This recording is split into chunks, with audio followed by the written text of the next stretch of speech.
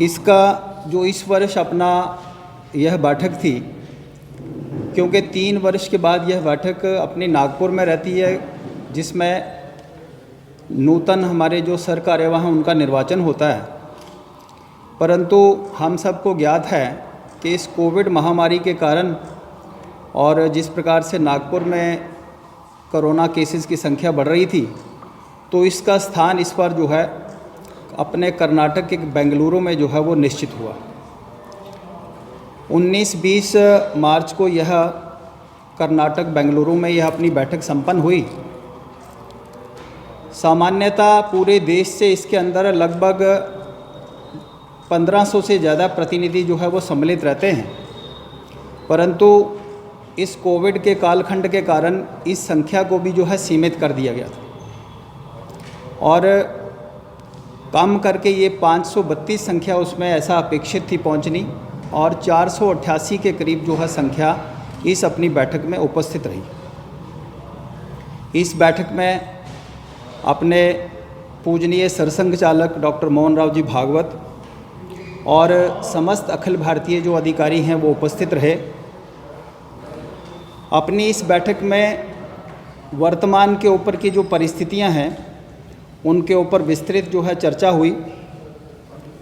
और जो कार्यकर्ता इसमें अपेक्षित से जो वहाँ प्रत्यक्ष रूप से नहीं पहुँच पाए, अपने अपने प्रांत के केंद्र पर रहकर और आभासी पद्धति द्वारा वह सब लोग इस बैठक में जुड़े रहे। समस्त विषयों के अतिरिक्त कोरोना की महामारी पर भी विस्तार पूर्वक चर्चा हुई, और इस बैठक में ये आशा व्यक्त की गई कि भारत जिस प्रकार से एकजुट होकर खड़ा हुआ है, हम शीघ्र ही इस महामारी से जो है बाहर निकल पाएंगे। साथ ही शासन प्रशासन के साथ धार्मिक और स्वयंसेवक संस्थाओं ने जिस प्रकार से एकजुट होकर एक वेतनभोगी कर्मचारी के नाते नहीं, परंतु सेवा भाव से इस समस्त कोरोना कालखंड के कार्य को किया, अखिल भारतीय प्रतिनिधि सभा ने उसको भी एक बहुत बड़ा सराहनीय जो है प्रयास बताया है। बैठक में पूजनीय सरसंघ चालक जी का मार्गदर्शन प्राप्त रहा और माननीय सर कार्यवाह भैया जी जोशी ने इसका संचालन किया। और जैसे कि मैंने पूर्व में कहा कि इसमें अपने नूतन सर कार्यवाह उनका चुनाव हुआ और माननीय दत्तात्रेय होसपले जी संघ के नए सर कार्यवाह के नाते चुने गए। इसके अतिरिक्त अपनी इस बैठक में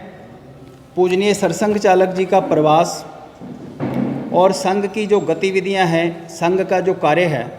उसका लेखा जोखा भी जो है वो प्रस्तुत किया गया। और इसके अतिरिक्त 2 इसमें प्रस्ताव भी जो है वो पारित किए गए। अपना शाखा का कार्य कैसा है उसका वृत्त अखिल भारतीय स्तर पर जो उसका भी प्रतिपादन हुआ, और अपने प्रांत की जो स्थिति है अपनी संघ कार्य की, उसका भी लेखा जोखा वहाँ प्रस्तुत हुआ। आपके सामने मैं थोड़ा सा अखिल भारतीय स्तर पर जो संघ की कार्य की अभी स्थिति है और अपने जम्मू कश्मीर प्रांत हैं उसके बारे में थोड़ा सा उल्लेख करता हूँ। देश भर के अंदर 6495 खंडों में से 85% के अंदर संघ का कार्य है, और ऐसे ही यहाँ अपने मंडल रचना है। 58,500 मंडलों में से 40% में संघ की प्रत्यक्ष शाखा है, और 20% ऐसे मंडल हैं जिसमें अपना स्वयंसेवकों द्वारा वहाँ संपर्क है। आने वाले 3 वर्षों में अपना कार्य प्रत्येक मंडल स्तर तक पहुँचे, इसके ऊपर विशेष रूप से बल दिया गया, क्योंकि 2025 में अपने संघ के 100 वर्ष जो है शताब्दी वर्ष है। इस समय तक प्रत्येक मंडल स्तर तक अपना कार्य पहुँचे, इसके लिए विशेष चर्चा और ऐसा प्रयास रहे, इस पर भी विस्तृत चर्चा हुई। जहाँ तक अपने जम्मू कश्मीर प्रांत का इस संदर्भ में यहाँ अपनी इस समय कुल शाखाओं की संख्या 352 है और इसके अतिरिक्त लगभग 160 स्थानों पर अपने साप्ताहिक मिलन और 191 स्थानों पर संघ की एक मासिक मंडली, जिसको हम कहते हैं मास में एक बार, ऐसा जो है अपने प्रांत के अंदर है। जैसे मैंने पूर्व में कहा कि अपने इस अखिल भारतीय प्रतिनिधि सभा के अंदर 2 प्रस्ताव जो हैं वो पारित किए गए। प्रतिनिधि सभा के समक्ष ये 2 प्रस्ताव आए और सर्वसम्मति से यह प्रस्ताव पारित हुए। इसमें एक प्रस्ताव श्री राम जन्मभूमि मंदिर के निर्माण पर और दूसरा प्रस्ताव इस कोविड महामारी के दौरान जिस प्रकार से भारत की एकजुटता का, भारत ने एकजुट होकर खड़े होकर इसका संघर्ष का, इस कालखंड का सामना किया, इसके ऊपर जो है वह प्रस्ताव हुए। श्री राम जन्मभूमि के संदर्भ में अखिल भारतीय प्रतिनिधि सभा ने जिस प्रकार से माननीय सर्वोच्च न्यायालय का यह सर्वसम्मत निर्णय आया और संपूर्ण समाज ने उसको एक स्वर से स्वीकारा और समाज के सभी वर्गों और राजनीतिक दलों द्वारा एकमत होकर इसका समर्थन किया गया, इसके लिए भी जो प्रतिनिधि सभा ने सबके प्रति आभार व्यक्त किया। इसके अतिरिक्त मकर संक्रांति से प्रारंभ होकर माघ पूर्णिमा तक जो पूरे देश के अंदर राम जन्मभूमि निधि संग्रह का अभियान चला, उसको भी अखिल भारतीय प्रतिनिधि सभा ने एक ऐतिहासिक जो है संपर्क अभियान जो है ऐसा माना है। और इस प्रस्ताव के अंत में सभी सामाजिक धार्मिक संस्थाओं, शिक्षाविदों, प्रबुद्ध नागरिकों के और समस्त राम भक्तों का आह्वान किया है कि श्री राम मंदिर के द्वारा भगवान राम के आदर्शों को संचारित करने के लिए इस दिशा में सब सार्थक प्रयास करें, क्योंकि इसको ही वैभव संपन्न समर्थशाली भारत का जो है उससे उसका मार्ग प्रशस्त होगा और विश्व कल्याण की जो भारत की भूमिका है वह भारत उसमें उसका निर्वाह करेगा। दूसरा प्रस्ताव, जैसे मैंने कहा कि कोविड महामारी को लेकर वह रहा कि कोविड महामारी के सन्मुख खड़ा एकजुट भारत। इस संदर्भ में भी अखिल भारतीय प्रतिनिधि सभा ने समस्त समाज, केंद्र सरकार, राज्य सरकार और इस पूरे अभियान के अंदर लगे चिकित्सा कर्मी, स्वच्छता कर्मी, सुरक्षा कर्मी, अन्य प्रशासनिक अधिकारी, जिन्होंने जिस प्रकार का सहयोग किया समाज को जागरूक करने का और अस्पतालों के अंदर सेवाएं देने का, ऐसे अद्भुत साहस को और ऐसे प्रयास को अखिल भारतीय प्रतिनिधि सभा ने उन सब ऐसे कार्यकर्ताओं के प्रति आभार व्यक्त किया। और जिस प्रकार से भारत ने वसुदेव कुटुंबकम का जो है उसको सार्थक करते हुए पूरे विश्व के अनेक देशों की सहायता की, चाहे वह हाइड्रोक्सीक्लोरोक्विन टैबलेट्स हों, चाहे वो पीपीई किट, मास्क का वितरण हो, चाहे उसके पश्चात जो अब स्वदेश के अंदर निर्मित वैक्सीन हो, संपूर्ण विश्व के अंदर इस प्रकार भारत का एक प्रतिष्ठा बढ़ी है और सभी देशों ने इसको स्वीकारा भी है। इस बात के लिए भी सरकार भारत के वैज्ञानिकों को और डॉक्टर्स को, अन्य जो सब लोग इससे जुड़े हुए, इसके प्रति भी अखिल भारतीय प्रतिनिधि सभा ने अपना आभार व्यक्त किया है और ये आशा व्यक्त की है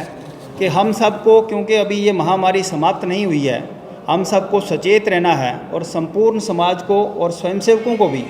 सबको आह्वान किया है कि हम सरकार द्वारा दिए दिशा निर्देशों का पालन करें और उसका पालन करते हुए इस महामारी से हम मुक्त होकर एक सशक्त भारत का निर्माण करें। इसके लिए भी जो है अखिल भारतीय प्रतिनिधि सभा ने आह्वान किया है। के ऊपर कोई विशेष चर्चा तो इस बार नहीं रही है अपने संघ कार्य को लेकर, क्योंकि गत वर्ष कोरोना के कालखंड में अपनी गतिविधियां बहुत ज़्यादा नहीं रही हैं। सेवा कार्य अवश्य रहें, उसका उल्लेख बाद में अपने माननीय सह प्रांत संघ चालक जी करेंगे कि कोविड के कालखंड में जो अपने प्रांत के अंदर सेवा कार्य हुए हैं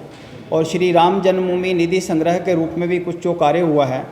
उसके बारे में भी चर्चा आई। बाकी जिस प्रकार से आगामी 3-4 वर्षों में, क्योंकि संघ के 100 वर्ष पूरे होने वाले हैं, तो उसको लेकर किस प्रकार से अपना काम मंडल स्तर तक पहुँचे इसके लिए चर्चा हुई है, अन्यथा कोई विशेष जो है इसके बारे में चर्चा नहीं हुई। ऐसा है, पिछला जब कोविड के कालखंड में कुछ शाखाओं की संख्या कम हुई है, परंतु अभी इसी के लिए विस्तृत योजना बनी है कि अपने कार्यकर्ता मंडल स्तर तक अपना काम हो। और बीच में क्योंकि अब संगठन का काफ़ी विस्तार हुआ है, जैसे हमने कहा कि शाखाओं के साथ साथ अपना साप्ताहिक मिलन और मंडली का काम बढ़ा है, परंतु आपने ठीक कहा कि इस काम को और विस्तार और गति देने की आवश्यकता है। तो उसके लिए आगामी 3-4 वर्षों के लिए अभी अपने प्रांत बैठक में भी योजना बनेगी, और किस प्रकार से हम उसको मंडल स्तर, शहर में, बस्ती और गांव तक ले जाएं, इसके लिए अब व्यापक चर्चा करके इसके ऊपर चिंतन मंथन जो है निकट भविष्य में हम करेंगे। ऐसा है, राहुल गांधी पे कोई टिप्पणी करने के लिए आज की प्रेस कॉन्फ्रेंस नहीं है। ऐसा है, उस पर कोई टिप्पणी नहीं करेंगे। वो सबको ज्ञात है कि हमारे यहाँ महिलाओं के अलग से संगठन हैं, तो ऐसी इसमें कोई बात नहीं है, पर उसके लिए आज की इसमें मुझे लगता है टिप्पणी करना ठीक भी नहीं है। तो महिलाओं अलग से नहीं है, जैसे भाजपा के अंदर महिलाएं हैं, मजदूर संघ में महिलाएं हैं, विश्व हिंदू परिषद में महिलाएं हैं, संघ की शाखा में नहीं है, तो राष्ट्रीय सेविका समिति उनकी अलग से शाखाएं लगती हैं, तो महिला कार्य नहीं है ऐसा कहना गलत है। महिलाएं जो समाज का 50% भाग हैं, वो किसी कार्य में नहीं हो, ये हो ही नहीं सकता। उन्होंने ये भी बोला कि उत्तर प्रदेश में एक क्रिश्चियन युवती के साथ दुर्व्यवहार की वजह जो है वो आरएसएस के जो जहरीला प्रोपेगेंडा उसकी वजह। ऐसा है, उनके प्रश्नों का उत्तर देने के ये प्लेटफॉर्म नहीं है। आज हम आपको